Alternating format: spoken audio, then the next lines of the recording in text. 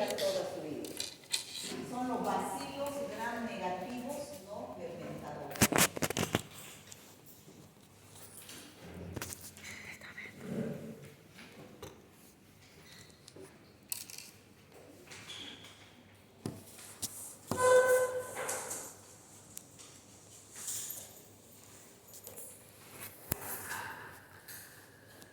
¿Por qué se llaman bacilos gram negativos no fermentadores? Porque no fermentan los carbohidratos en el laboratorio. ¿Ya? Entonces, ustedes están viendo acá una bacteria que la han visto en el laboratorio cuando hemos hecho las prácticas de antibiótico.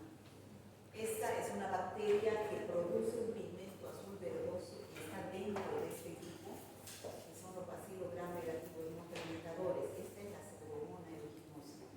Produce un pigmento azul verdoso. Ustedes lo han visto. Yo les he dicho, acuérdense cuando avancemos Pseudomonas. Y además que produce un olor a frutas, un olor a manzana verde de cebolleros, ¿no? Entonces, ¿dónde estamos dentro del avance? Hemos avanzado todos los pocos serán positivos, hemos avanzado los bacilos serán positivos, pocos serán negativos, y estamos acá. Esta tablita ustedes se han dado cuenta que la pongo todas las clases, para que ustedes se ubiquen dónde estamos.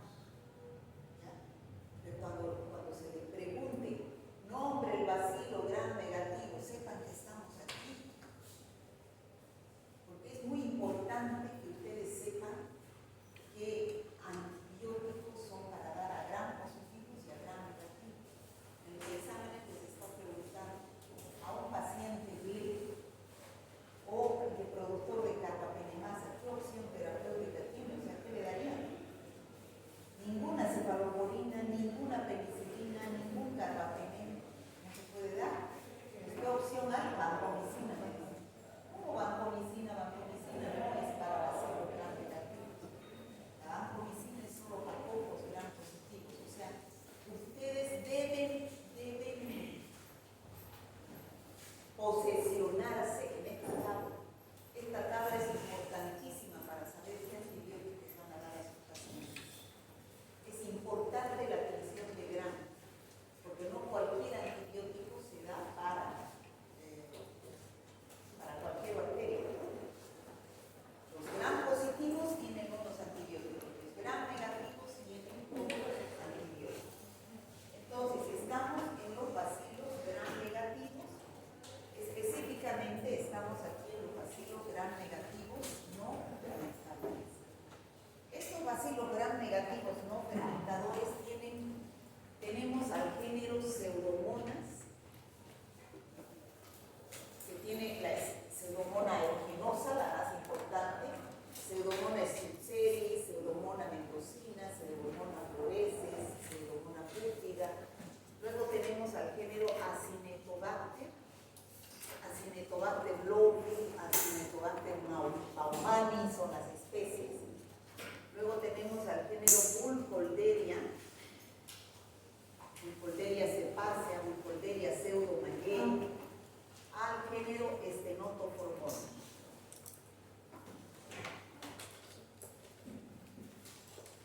Stenotophormona maltophilia sería una de las más importantes.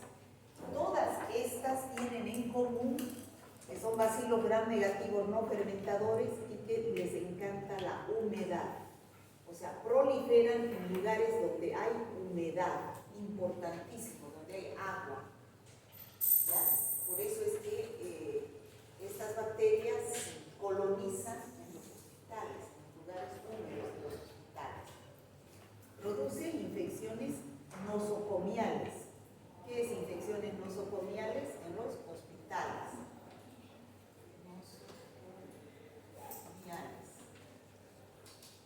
¿En qué tipo de pacientes? En pacientes inmunodeprimidos, que están hospitalizados. Y otra característica importante, por lo tanto, son bacterias oportunistas, ¿no es cierto? Porque se aprovechan la oportunidad de la inmunodepresión de los pacientes para producir infecciones. Y por último, que son bacterias multiresistentes a los antibióticos. juega un papel importante para el diagnóstico de las infecciones producidas por estas bacterias. Eso es en común lo que tienen estos géneros.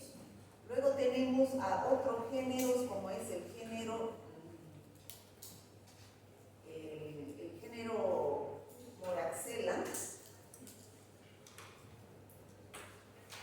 Moraxella, después tenemos al género Eikenella, que estos no son intrahospitalarios, más bien son productores de infecciones respiratorias o infecciones de piel, que vamos a ver a continuación. Bueno, ¿cuáles son las competencias de aprendizaje que ustedes deben adquirir al asistir a esta clase? Uno, que identifiquen las características generales de los bacilos gram negativos no fermentadores. Diferenciar los principales géneros de importancia médica, ya los hemos puesto en la pizarra. Explicar por qué producen infecciones, qué tienen, qué características tienen. Reconocer qué enfermedades son las que producen y por qué nosotros estamos estudiando acá. Y relacionar la resistencia con la práctica clínica. Entonces, ustedes, al ver esta tablita, hemos dado el primer parcial hasta aquí. El segundo parcial, que ya tienen fijada la fecha, es la semana antes a que se vayan al receso. Se va a dar de todo enterobacterias, o sea, todo bacilos gram negativos. Enterobacterias, no fermentadores, que estamos avanzando hoy día, Vibrio cólera y Campylobacter jejuni, género Haemophilus y Brucella, que no está acá, y dentro de las bacterias que no se tiñen y no están en esta tabla porque no se tiñen con la definición de Gram, tenemos género Clamidia, género Mycoplasma, género Treponema y género Mycobacteria. Y con eso terminamos las bacterias, para que cuando vuelvan del receso empecemos con los virus. ¿Ya? Entonces de eso es el segundo parcial. Bueno, ¿por qué se llaman bacilos gram negativos no fermentadores? Porque el medio exclusivo que tienen, el medio selectivo que tienen estas bacterias para crecer es el agar macón, que ustedes lo han conocido en el laboratorio. Entonces, cuando las bacterias crecen en el laboratorio, en el agar macón, produciendo colonias rosadas, son las enterobacterias. Son las enterobacterias, que hemos avanzado en la anterior clase.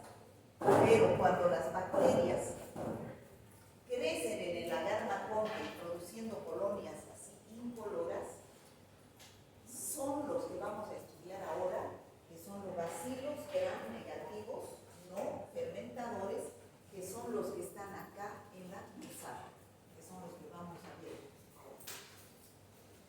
Bueno, la primera competencia era ver las características generales que tienen estos bacilos gram negativos no fermentadores. Allá en la parte de la derecha hemos puesto los géneros, que también están en la pizarra, y aquí están las características generales.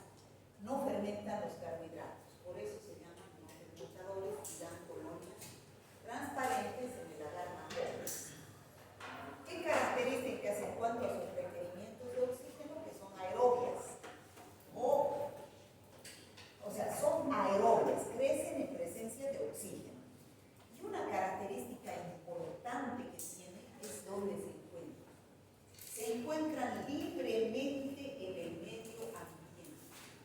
Sobre todo, como les encanta la humedad, se encuentran en las piscinas que no son tratadas, que son agua verdosa. Se encuentran en los charcos que no son tratados, se encuentran en el medio ambiente, ¿no? Y se encuentran en los hospitales, en los lugares que tienen humedad.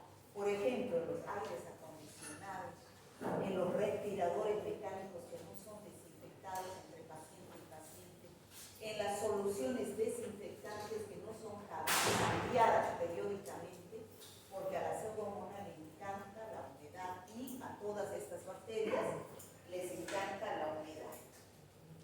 Bueno, ¿por qué es importante que estudiemos a estas bacterias? algunas de las características ya les he puesto acá, que les gusta la humedad. Pero la característica más importante por la cual estudiamos estas bacterias es por el tipo de infecciones que producen, sobre todo infecciones en los hospitales. Estas bacterias son flora del hospital, están en el ambiente hospitalario. Por eso es peligroso un hospital para pacientes inmunodeprimidos. Un paciente va al hospital porque no queda otra para recibir atención médica, pero mientras más tiempo se quede en el hospital, corre riesgo de adquirir una infección nosocomial. Nosocomio quiere decir hospital. Infección nosocomial, infección intrahospitalaria. Estas infecciones en el hospital van a ser infecciones oportunistas, ¿no es cierto? Dijimos, ¿por qué son oportunistas? Porque son bacterias que se aprovechan la oportunidad de que bajan las defensas de los pacientes para producir esas infecciones. Y lo más grave es en los hospitales que estas bacterias son resistentes a los antimicrobianos. O sea, si es que llega un paciente al hospital, a una sala de terapia intensiva, por ejemplo, y adquiere una de estas bacterias, hay que persignarse. ¿Por qué? Porque no hay antibióticos que le hagan mucho efecto a estas bacterias. Debido a que son pacientes multitratados, entonces han adquirido resistencia a los antibióticos. Entonces, por eso es que estudiamos estas bacterias acá en la asignatura. Vamos a ir describiendo género por género a estas bacterias, empezando por el género más importante, porque se encuentra con más frecuencia estas bacterias en el ámbito hospitalario, las pseudomonas. Existen especies de pseudomonas, como ya les decía, el grupo fluorescente y no fluorescente. Dentro del grupo fluorescente tenemos a la pseudomona fluorescens y a la pseudomona eruginosa y a la pseudomona putina. De esas tres, la más importante es la pseudomona eruginosa. Ustedes han visto en el laboratorio, en la caja Petri que hemos presentado, eso lo que produce ese pigmento. Les he mostrado una que produce un pigmento azul verdoso y otra que produce un pigmento fluorescente. Entonces, la que produce el pigmento azul verdoso es la pseudomona eruginosa debido a la biocianina. Y la pseudomona fluorescens produce ese pigmento fluorescente. Y este grupo no fluorescente no produce pigmentación, está la pseudomona fluorescente y la pseudomona nebulosa. ¿Dónde se encuentran las pseudomonas como reservorio? Fíjense en esta diapositiva, lo que ya les dije, ¿no es cierto? Las pseudomonas tienen como reservorios el agua, la humedad.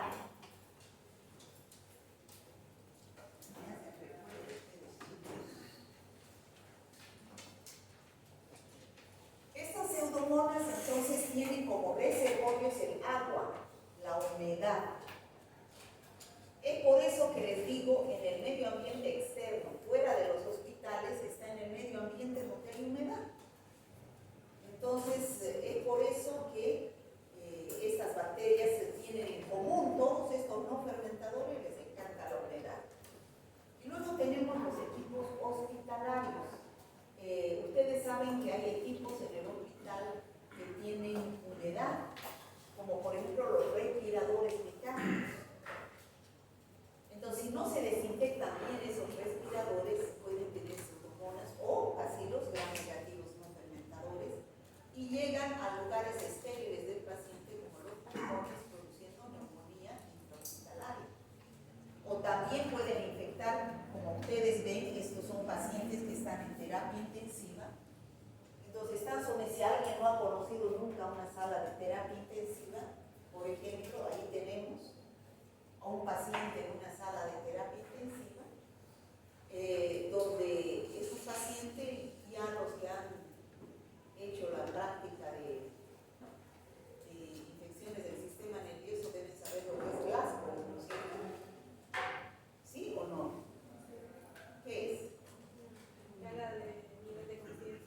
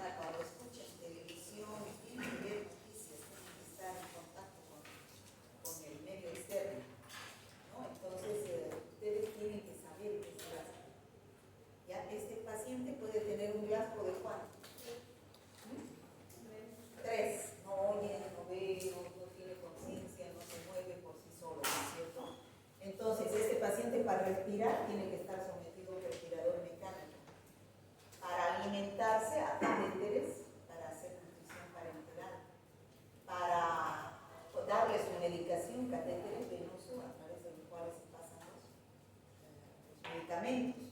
Para orinar tiene que estar conectado a una sonda urinaria. Entonces, este paciente está sometido a una serie de procedimientos invasivos: sonda, respirador mecánico, catéteres venosos. Y si esos instrumentos están contaminados, no están bien desinfectados, entonces se puede introducir microorganismos dentro de ese paciente. Y uno de los vehículos más importantes para pasar infecciones de un paciente a otro son las manos del personal, las manos del médico, las manos de las enfermeras, ¿no? Por eso es que el lavado de manos es importantísimo para prevenir el 80% de infecciones en los pacientes del hospital, sobre todo, y al personal de salud. Seguro, ¿no? Si no nos lavamos las manos, nos llevamos las bacterias a la casa. Bueno, entonces esos aparatos, esas mangueras están húmedas. Entonces, si no están bien desinfectadas, se introducen bacterias por esos instrumentos. Los aires acondicionados seguro que tienen pseudomonas, porque les encanta la humedad. Ahora, ¿qué características tienen estas bacterias del género de pseudomonas? Ya hemos dicho que estamos dentro de los bacilos gram negativos, pero son bacilos gram negativos no fermentadores. ¿Por qué son no fermentadores? Porque no fermentan los carbohidratos. Dijimos que son aerobios, presentan una enzima que es la citocromo oxidasa, que las distingue de las otras enterobacterias. Como ya les dije, producen un pigmento azul verdoso que se llama biocianina. Sobre todo la pseudomonas aeruginosa, que es la que vamos a ver ahora. Esta pseudomonas aeruginosa tiene diferentes factores de virulencia a través de los cuales produce enfermedades, entre los cuales tenemos el pilis o fibrias, mediante los cuales se adhiere a las células a las cuales se está infectando.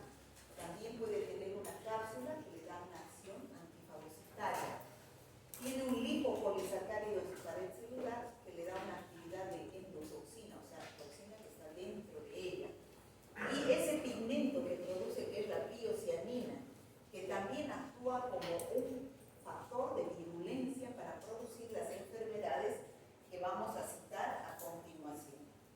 Como les decía, la pseudomonas aeruginosa, al igual que todos los bacilos gram negativos no fermentadores, están en los ambientes húmedos, en los respiradores mecánicos, en los equipos de diálisis. Colonizan el tracto respiratorio y digestivo de los pacientes, ¿ya? Entonces, ¿qué infecciones van a producir? ¿Por qué nos interesa tanto la pseudomonas aeruginosa? Uno, pacientes que están sometidos a respirador mecánico les va a dar infección pulmonar, o sea, neumonía, ¿no? Traqueobronquitis, que puede producir hasta necrosis del parénquima pulmonar. Pacientes que están sometidos a una sonda urinaria pueden dar infecciones del aparato urinario. Ahora, una infección importantísima, si ustedes ven ahí la figura, una infección importantísima es la de los quemados. Ustedes saben que la piel, si no tiene ninguna herida, es la primera barrera de defensa que tenemos para la entrada de los microorganismos, ¿no es cierto? Apenas tengamos una pequeña herida, ingresan las bacterias o virus o hongos o parásitos a nuestro organismo. Pero si es una piel intacta, no ingresan. Pero ¿qué sucede en los pacientes quemados? Los pacientes quemados han perdido piel. Entonces, como estas bacterias viven en los hospitales,